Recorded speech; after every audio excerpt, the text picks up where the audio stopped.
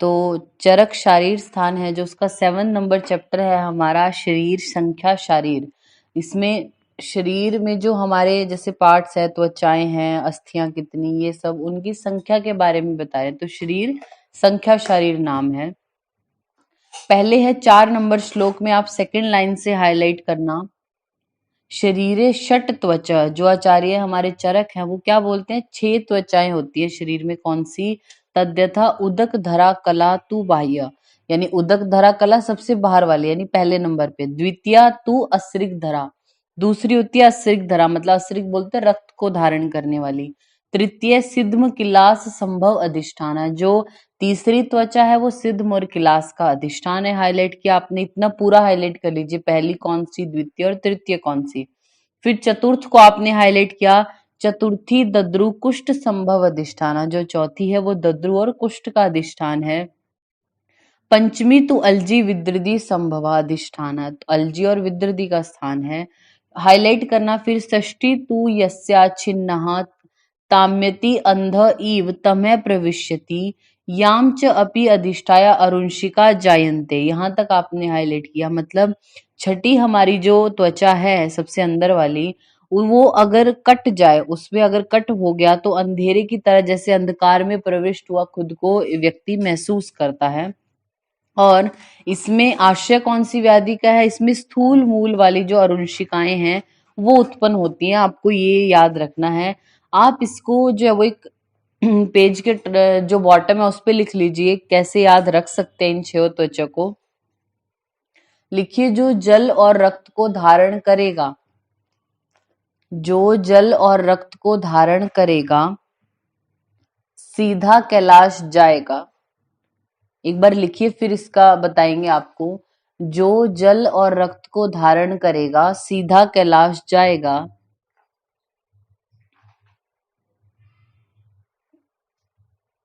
चार को दादा की याद आएगी, 5 को अलविदा।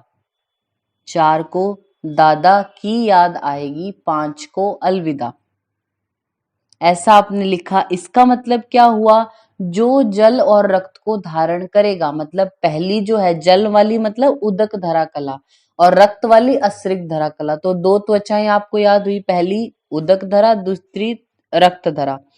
फिर सीधा कैलाश जाएगा, सीधा मतलब सिद्धम, और कैलाश मतलब किलास। तो तीसरी त्वचा हमारी सिद्धम और किलास का अधिष्ठान है। फिर 4 को दादा की याद आएगी, 4 मतलब चौथी त्वचा, दादा की मतलब दद्रु, और हमारा जो होता है कुष्ठ। दादा की याद मतलब दद्रु और कुष्ठ चौथी त्वचा में है। 5 को अलविदा, 5 को अलविदा का मतलब 5वीं त्वचा है। अलविदा मीन्स अलजी और विद्रुदी का अधिष्ठान, और जो सबसे अंदर वाली है वो अगर कट गई तो तम प्रवेश लगता है पेशेंट को, स्थूल मूलवारी अरुंशिकाएं, वो आप ऐसे ही याद रखना।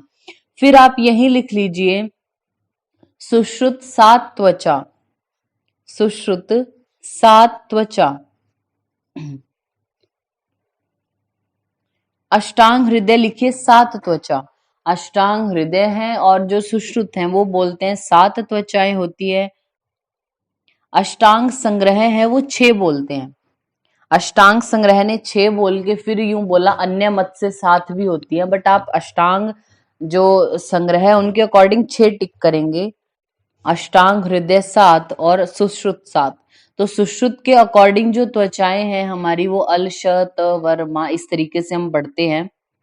तो सुश्रुत के अकॉर्डिंग हम पढ़ते हैं अलशत वर्मा। अब आपका फर्ज क्या बनता है कि हमने यहाँ चरक के अकॉर्डिंग त्वचाएं पढ़ी, तो आपको सुश्रुत के अकॉर्डिंग याद हो। सुश्रुत के अकॉर्डिंग 7 कौन सी है, अ, ल, श, त, वर्मा। अलशत वर्मा से हम याद रखते हैं अवभासनी, लोहिता, श्वेता, ताम्रा, वेदनी, रोहिणी और मासधरा। ये सीक्वेंस याद है हमें। इसी तरीके से इसी सीक्वेंस में हम इनका जो है वो मोटाई, इनका जो प्रमाण है वो पढ़ते हैं। तो कितना होता है, 1/8 व्रीहि, सॉरी 1/18, 1/16, 1/12, 1/8, 1/5, 1, 2, इस तरीके से। फिर इनमें कौन से रोगों का अधिष्ठान है वो हम पढ़ते हैं। जो अलशत वर्मा में पहली अवभासनी है उसमें था स्पीक, जो अवभासनी है वो क्या करती है, बोलती है, स्पीके, सिद्धम पद्म कंटक अधिष्ठान। जो ल है, लोहिता क्या है, तनु है, बहुत पतली है, तो TNV, तिल, कालक, न्यच और व्यंग का अधिष्ठान थी। श्वेता में क्या है? श्वेता है कैम यानी चर्मदल, अजगल्ली का मशक अधिष्ठाना। फिर ताम्रा में हमने पढ़ा था कीकू यानी किलास और कुष्ठ का अधिष्ठान। वेदनी में हमने पढ़ा था कुवी, कुष्ठ और विसर्प का अधिष्ठान। फिर उसके बाद जो हमारी रोहिणी थी उसमें था जीजी सा, मतलब क्या है? गलगंड है, ग्रंथि है, शलीपद है, अर्बुद और अपची। फिर मास धरा, मास का हो गया भाव, BAV मीन्स बगंदर, अर्श और विद्रुदी। इस तरीके से हमने पढ़ा था, वो आपको यहाँ पे याद होना चाहिए। और ये जो हमारा राइट पेज है 911, इस पे भी विमर्श में ये पूरा दिया हुआ है, तो आप इसको वहां से भी पढ़ सकते हैं, कौन सी त्वचा किसका अधिष्ठान है। अब जहां पे ये चैप्टर स्टार्ट हो रहा है ना, वहां पे आप एक चीज लिखिए, कुष्ठ, लिखिए कुष्ठ, दो एरो निकाल लीजिए कुष्ठ से, एक पे लिखिए चरक, एक पे सुश्रुत। चरक बोलते हैं जो कुष्ठ है वो कौन सी त्वचा में अधिष्ठित होता है? चौथी त्वचा में। चार को दादा की याद आएगी, मतलब दद्रु और कुष्ठ है जो वो चौथी त्वचा में अधिष्ठित बोलते हैं, ऐसा चार्य चरक। सुश्रुत करके लिख लीजिए आप, सुश्रुत के आगे एरो करके लिखिए चौथी व पांचवी त्वचा। वो चौथी और पांचवी दोनों त्वचाओं को कुष्ठ का अधिष्ठान बोलते हैं, चरक ने सिर्फ चौथी त्वचा को बोला। नेक्स्ट है हमारा 5 नंबर श्लोक में देखिए, हिंदी में क्या लिखा? अंगों का विभाग। हमारी पूरी बॉडी को 6 भागों में विभाजित किया, कौन से? 2 बाहु, 2 पैर, शिर, ग्रीवा और मध्य शरीर। मतलब हमारा शिर ग्रीवा एक पार्ट, शरीर का मध्य एक पार्ट, दोनों हाथ और दोनों पैर, तो षडंग शरीर ऐसे बोला जाता है ना, इसीलिए बोलते हैं। उसके बाद बोला त्रीणी सप्त षष्टिनी शतानी अस्थिया, यानी 360, आप लिख लीजिए 360। 360 जो है वो बोन बोलते हैं आचार्य चरक। दंत उलूखने, दंत उलूखल को मिला के, कौन सी? द्वाव त्रिंशत दंता, 32 तो दांत हो गए। द्वाव त्रिशत दंत उलूखानी, 32 दांत के उलूखल। विंशति नखा, नाखून 20 होते हैं। थर्ड लाइन में देखना, थर्ड लाइन में थोड़ा लास्ट की तरफ, द्वे पार्श्वण अस्थि, पार्श्वी जो एड़ी होती है उसकी अस्थियां 2। और फोर्थ लाइन में लास्ट में बिल्कुल लिखा है द्वे जानूनी, जानू जो होते हैं जो नी पे हमारी अस्थियां, वो 2 बोलते हैं। फिर आ जाइए नेक्स्ट पेज पे, यहाँ पे क्या बोला? बिल्कुल मिड में लिखा है दो बाहुनो बाहु नल को, दो अंशो, द्वे अंश फल के, द्वाव अक्षो, एक जत्रु अक्षक। वैसे हम क्या बोलते हैं? जत्रु से ऊपर मतलब क्लेविकल से ऊपर, नॉर्मली यही हम पढ़ते हैं, तो इन्होंने अक्षक अस्थि 2 अलग बता दी, क्लेविकल्स। एक जत्रु, जत्रु एक बोला। फिर है द्वे तालु के, जो तालु होता है हमारा उसमें 2 अस्थियां बताई। हाईलाइट कर लेना, द्वे श्रोणी फल के, एक भगास्थि। श्रोणी फलक 2 होते हैं और भग अस्थि 1। आप पेज के टॉप पर लिखिए इसी पे श्रोणी की अस्थियां, श्रोणी की अस्थियां, एरो करके लिख लीजिए CVS, श्रोणी की अस्थियां CVS। C के नीचे लिखिए 3, V के नीचे 4 और S के नीचे 5, 3 4 5 CVS। मतलब चरक बोलते हैं 3 है श्रोणी में, वाग्वट बोलते हैं 4, सुश्रुत बोलते हैं 5। चरक ने कहा बोली 3, श्रोणी फलक में 2 और एक भग अस्थि, ये तीनों मिल जाते हैं तो श्रोणी की अस्थियां इन तीनों को मिला के बोलते हैं। तो चरक ने 3 बोली, जिनमें से 2 श्रोणी फलक की और एक भगास्थि। अब आपको क्वेश्चन देखना है कि कैसे पूछा गया। अगर आपसे पूछे चरक अनुसार श्रोणी फलक में बताएं तो आप 2 टिक करेंगे। अगर सिंपल हो कि श्रोणी की अस्थियां कितनी, तो 3 है हमारी। फिर थर्ड लाइन में देखना, भग अस्थि के जस्ट नीचे लिखा है चतुर्विंशति परशुका, जो हमारी परशुका होती है, जो रिब्स हैं वो 24 होती हैं। फिर फोर्थ लाइन में आगे की तरफ लिखा हुआ है एको हनुअस्थि, हनुअस्थि 1 है। फिर आगे एक अस्थि नासिका, नासिका में भी एक अस्थि। फिर नेक्स्ट लाइन में जो हमारी फिफ्थ है द्वो शंखो, शंख में 2, चतवारी शिरे कपालानी, 4 हमारी जो कपाल है, शिर कपाल, उसमें 4 अस्थियां। आप यही लिख लीजिए सुश्रुत 300 अस्थियां। जो सुश्रुत हैं वो बोलते हैं 300 अस्थियां होती हैं और चरक ने 360 बोली, आपको याद रखना है। फिर नेक्स्ट है हमारा 7 नंबर श्लोक में बोला पंच इंद्रिय अधिष्ठान, इंद्रियों के अधिष्ठान कौन से हैं? त्वग, त्वचा, जो स्पर्श इंद्रिय रहती है वो त्वचा में है। जीवा, जीवा जो हमारी है वो भी एक अधिष्ठान है। नासिका, अक्षी और कर्णी, ये हमारी जो ज्ञान इंद्रियों उसके अधिष्ठान बोले। पंच बुद्धि इंद्रियाणी, तो ये 5 बुद्धि इंद्रियां जिनमें होती हैं, जैसे स्पर्श इंद्रिय, रसन इंद्रिय, घ्राण, दर्शन और श्रोत, इनके ये ऊपर इनके अधिष्ठान बता दिए। फिर पंच कर्म इंद्रिय, 5 हमारी कर्म इंद्रियां होती हैं, हस्तो पादो पायु उपस्थ और जीवा च इति। जीवा मतलब वाक को बोला। नेक्स्ट है हमारा 8 नंबर श्लोक में, हाईलाइट कर लेना, हृदयम चेतना अधिष्ठानम एकः, चेतना का अधिष्ठान एक होता है, वो भी हृदय को बोला। 9 नंबर श्लोक में आप हाईलाइट कर लीजिए 10 प्राणायातन।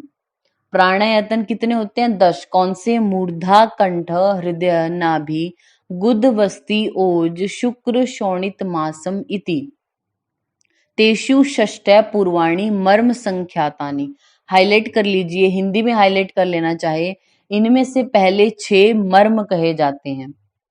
आपको पूछेंगे ये 10 प्राणायातन सबको याद होते हैं कि प्राणायातन कितने, सब आंसर कर देंगे कि 10 होते हैं, लेकिन आपसे क्वेश्चन क्या पूछा जाएगा कि 10 प्राणायातनों में कितने मर्म होते हैं, तो 6 मर्म है, पहले स्टार्टिंग वाले 6 मर्म है, बाकी टोटल 10 प्राणायातन बोले। आप पेज के टॉप पर लिख लीजिए प्राण और एरो करके लिख लीजिए 12। प्राण होते हैं 12 और प्राणायातन होते हैं 10। फिर नेक्स्ट है हमारा 10 नंबर श्लोक में बोला पंचदश कोष्ठांगानि, कोष्ठांग जो होते हैं वो 15 बोले गए। कौन से? नाभि, हृदयम च, क्लोम च, यकृत, प्लीहा च, वृको, वस्ति, पुरीषाधारश्च, आमाशय, पक्वाशय, उत्तर गुद च, अधर गुद, शुद्रांत्र, स्थूलांत्र और वपावाहन।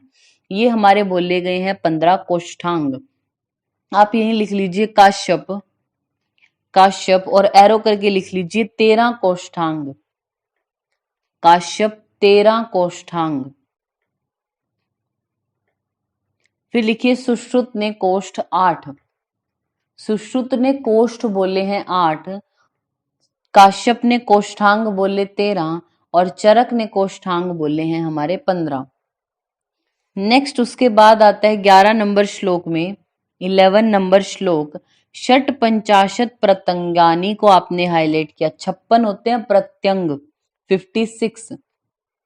आप इसको भी पेज के बॉटम पर लिख सकते हैं सभी आचार्यों के अकॉर्डिंग। तो चरक में लिखिए 26 प्रत्यंग, सॉरी 56, 56 चरक है जो उन्होंने कितने बोले? 56 प्रत्यांग बोले। सुश्रुत ने 57 और काश्यप ने 87। चरक 56, सुश्रुत 57, काश्यप 87। तो देखिए हमारा जो सेकेंड लाइन है श्लोक की, इसमें लास्ट में यहाँ से काउंट करना स्टार्ट करा रहे हैं ये। तद्यथा द्वे जंघा पिंडिके, द्वो उरो पिंडिके, द्वो स्विशश्च, द्वो वृष्णो, एक शेफ, दो ऊख। ऊखे मतलब एक्सिलरी रीजन जो हमारे दो होते हैं। द्वो वंशनो, दो कुकुंद्रो, एक बस्ती सिरम, एकम उद्रम, दो स्तनो, दो श्लेष्म भ्रुवो, दो बाहुपिंडिके, चिबुक एगम, द्वाव ओष्ठो, दो श्रिको, जो ओष्ठ के किनारे मार्जिन्स होते हैं ये भी दो होंगे, दो दंत वेष्टको, एक तालु। तालु एक बोला लेकिन तालु में अस्थियां दो बोली थी, ये आपने याद रखना है। एक गलशुंडिका, द्वे उपजीके, एक गौजीविका, दो गंडो, दो कर्ण शुष्कुलिके, दो कर्णपुत्रिके, दो अक्षी कूटो, चत्वारि अक्षी वर्तमानी, द्वे अक्षिणिके, द्वे भ्रुवो और एक अवटु, चत्वारि पाणिपाद हृदयानी। ऐसे करके इन्होंने बोला है। नेक्स्ट आता है हमारा, सारे आपको याद रखने की जरूरत नहीं है, कई बार एक बार पढ़ जरूर लेना, क्योंकि एक बार आपने देखा हुआ हो ना, थोड़ा एग्जाम में जब आपको किसी भी तरीके से क्वेश्चन आए कि निम्न में से प्रत्यांग है या नहीं है, तो आपको थोड़ा आइडिया हो जाता है वहां पे, अगर आपने एक बार उसको पढ़ा हुआ हो। ठीक है, तो तालु प्रत्यांग में बताया है, तालु एक होता है लेकिन तालु में अस्थियां दो बताई थी। नेक्स्ट है 12 नंबर श्लोक को आप हाईलाइट कर लीजिए। नव महांतिके छिद्राणी सप्त शीर्षी द्वे अधे, शरीर में छिद्र जो होते हैं, महान जो छिद्र है बड़े, वो 9 बोलते हैं। कौन से? 7 तो सिर में और 2 नीचे की तरफ। आप लिखिए सुश्रुत ने नव श्रोतांसी। सुश्रुत ने इसके लिए वर्ड क्या बोला था? नव श्रोतांसी बोलते हैं वो, 9 श्रोतस। आप लिखिए शारंगधर, शारंगधर करके लिखिए 10। शारंगधर ने 10 बोले हैं। ये जो ओपनिंग्स होती हैं बॉडी में, बड़े बड़े जो छिद्र होते हैं, वो सभी आचार्य नो ही बोलते हैं, चरक भी, सुश्रुत भी, वाग्भट भी, काश्यप भी, सब। लेकिन शारंगधर ने बोला 10। उन्होंने ब्रह्मरंध्र को ऐड किया। वो पुरुषों में 10 हैं, स्त्रियों में वो भी 13 बोलते हैं। तो आप लिख सकते हैं शारंगधर अनुसार रंध्र यानी ओपनिंग्स जो हैं वो पुरुषों में तो हैं 10, स्त्रियों में 13। पुरुषों में 10, स्त्री में 13। फिर नेक्स्ट आता है हमारा 14 नंबर श्लोक, जो इसी पेज पे बॉटम से स्टार्ट हो रहा है। अब इसके बाद तथ्यता हाईलाइट कर लीजिए। नव स्नायु शतानी, जो स्नायु होते हैं वो हमारे 900। नव स्नायु शतानी, शतानी मतलब 100, नव मतलब 9, तो 900 जो है वो स्नायु। सप्त शिरा शतानी, 700 शिराएं होती हैं। द्वे धमनी शते, 200 धमनियां।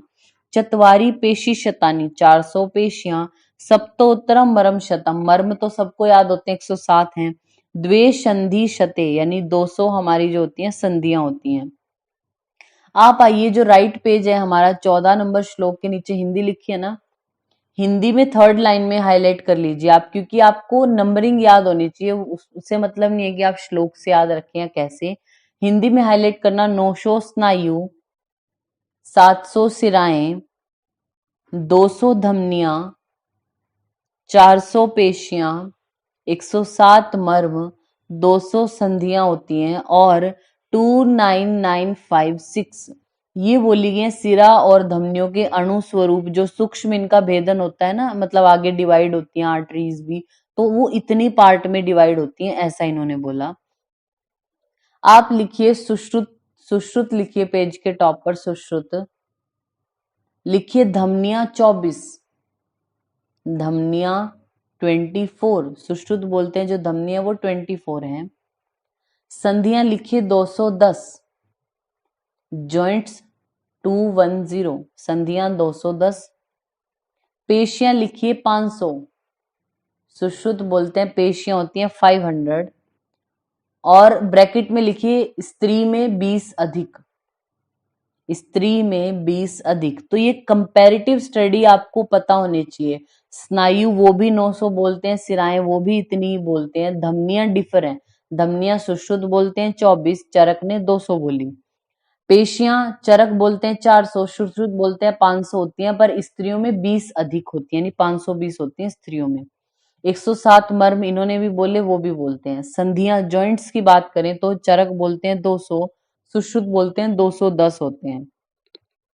नेक्स्ट है इसके बाद यहाँ पे 15 नंबर श्लोक है, जो यहाँ पे रस आदि धातुओं का मान बताया गया है। तो आप आइए पेज नंबर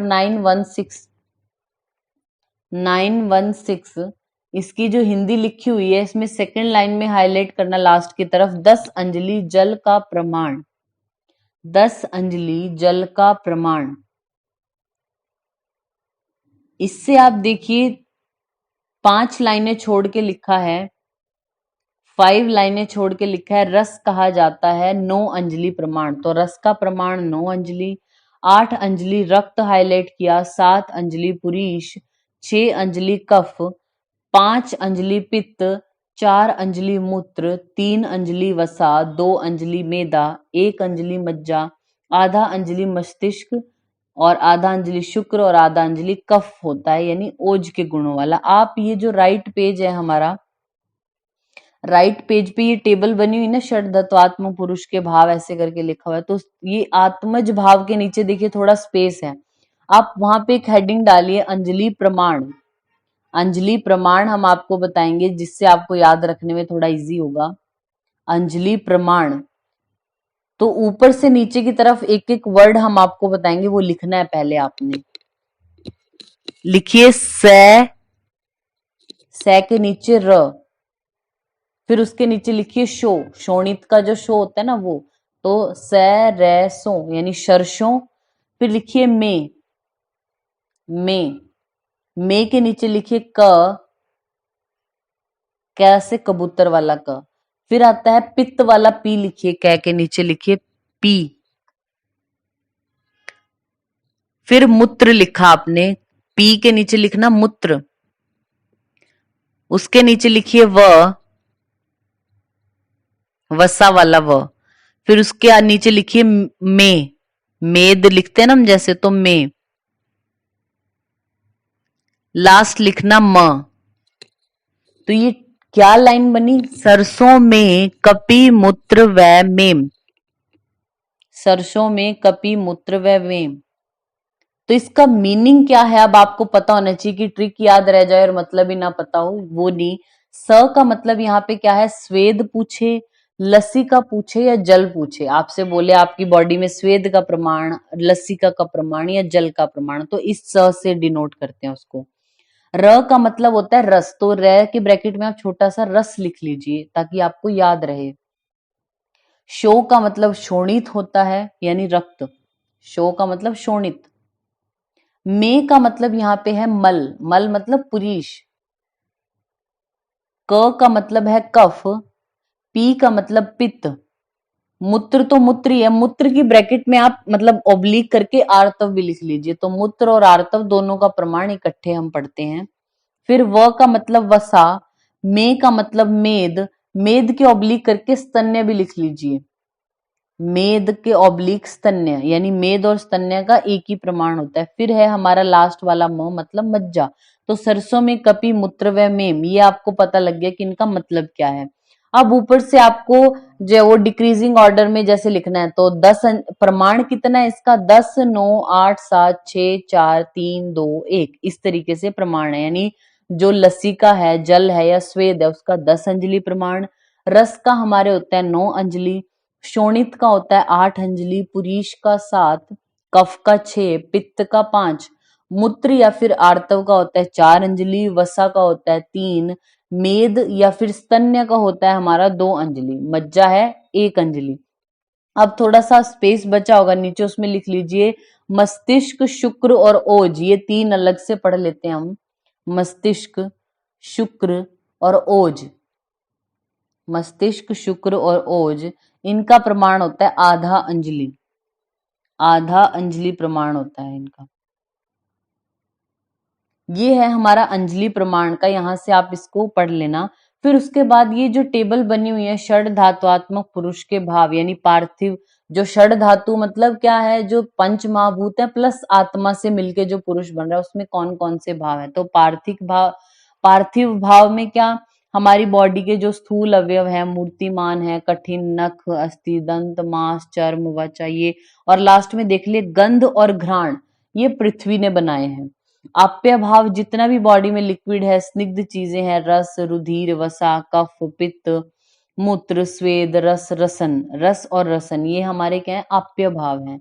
आग्नेय में हमारा पित्त आता है, तो पित्त हमारा आप्य भाव भी बोला और आग्नेय भी होता है। ऊष्मा, खांति, रूप और दर्शन, ये आग्नेय की वजह से। वायव्य में उच्छ्वास, प्रश्वास, उन्मेष, निमेष, आकुंचन, प्राण, ये धारण, ये सब स्पर्श और स्पर्शन, ये वायव्य भाव है। अंतरिक्ष में हमारा विवक्त वचन या श्रोत शब्द श्रोत्र। आत्मज भाव हाईलाइट कर लीजिए, आत्मज भाव हमारे 2 हैं, बुद्धि और मन, बुद्धि और मन आपने हाईलाइट किया। फिर है 17 नंबर श्लोक में बोला शरीर अवयवस्तु परमाणु भेदेन अपरिसंख्या भवति। ऊपर जो आपको अवयवों का प्रमाण बता दिया, मतलब आपको ये बोल दिया ना प्रत्यंग इतने, अंग इतने, ऐसे ये बता दिए, लेकिन ये अनगिनत होते हैं, परमाणु भेद से असंख्य होते हैं, ऐसा बोला गया। हिंदी की देखिए आप 4th लाइन लास्ट में क्या लिखा है? उन परमाणुओं के संयोग और विभाग से वायु और कर्म एवं स्वाभाविक कारण होते हैं। नेक्स्ट हमारा आता है देखिए 18 नंबर श्लोक। 18 नंबर श्लोक में बोला अंग अवयव ज्ञान का प्रयोजन, यानी अनेक अवयवों से युक्त ये जो शरीर बना, ये शरीर आपको बताया, तो क्या है? ये अवयव समूह को एकत्व देखना संग है और अवयवों को अलग अलग देखना अपवर्ग है। प्रधान जब असक्त होता है, सर्व संतान की निवृत्ति होने पर, संयोग विभाग की परंपरा का नाश हो जाने पर आत्मा की निवृत्ति या मोक्ष हो जाता है, ऐसा बोलते हैं। मतलब ये सब सेपरेटली अगर आप हर चीज को देखोगे तो मतलब मोक्ष होना, हर चीज अलग देखोगे कि पृथ्वी और इनसे ये सब बन रहा है, पंच महाभूतों और आत्मा से बन रहा है, तो आत्मा एक बार निकल गई तो ये पार्थिव शरीर रह जाएगा। यानी ऐसे अंग अवयव के ज्ञान का ये प्रयोजन बोला, इसमें से कुछ क्वेश्चन नहीं। अंजलि प्रमाण वाला जो टॉपिक है इस चैप्टर में से वो इंपॉर्टेंट है। फिर उसके बाद स्नायु कितने, सिराएं कितनी, उनकी जो नंबरिंग है वो इम्पॉर्टेंट है। और श्रोणी की अस्थियां कितनी है, कोष्ठांग कितने हैं, यानी नंबरिंग। नाम ही क्या है चैप्टर का, शरीर संख्या।